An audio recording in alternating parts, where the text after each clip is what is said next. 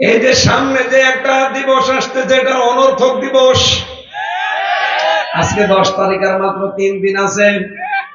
এটা তো বসে রাখা লাগবনের ভেতরে ওইটাও আছে। আপনারা কন্ট্রোলে থাকবেন। 14 ফেব্রুয়ারি এটা যিনি আমদানি করেছিল ইংল্যান্ড থেকে, এই লোকটা কিন্তু মুসলমানের নাম ছিল তার শফিক রহমান। সাংবাদিকরা প্রশ্ন করছে, আপনি তো শফিক রহমান, আপনি রেহমান লেখেন কেন?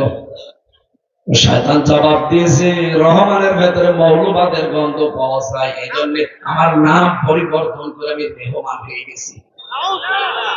যে লোকটা আল্লাহর নামকে রহমান থেকে রেহমান বানিয়ে ফেলতে পারে, তার নিয়ে আসা আমদানি করায় 14 ফেব্রুয়ারি ভালোবাসা বিশ্ব বেহায়া দিবস কোন মুসলমান পালন করতে পারে? এক বছর বছরে অনেকে টাকা গুছিয়ে রাখতেছে, 14 ফেব্রুয়ারি সকিনাকে ফুল কিনে দেবে। এটা বন্ধ করা লাগবে।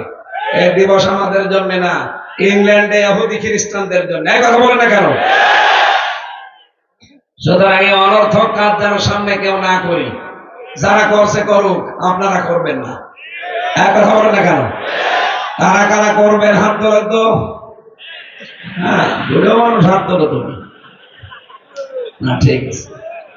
14 ফেব্রুয়ারি বিবাহিত মানুষ যারা আমরা পালন করতে পারি, কি করব? ওই দিন দরকার হয় ফল কিনে মিষ্টি কিনে স্ত্রীকে দেন। তাদের বউ নেই, তারা ঠিক মতো কি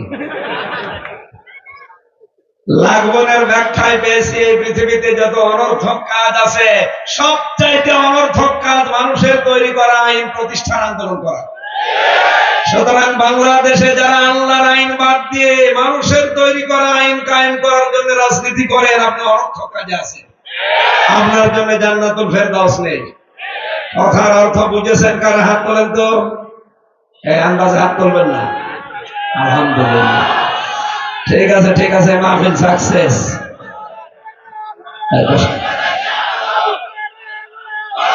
বসুন বসুন।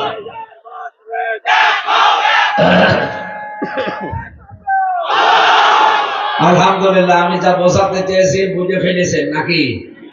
অনর্থক কোন কাজে কথায় আমরা নেই। আছেন?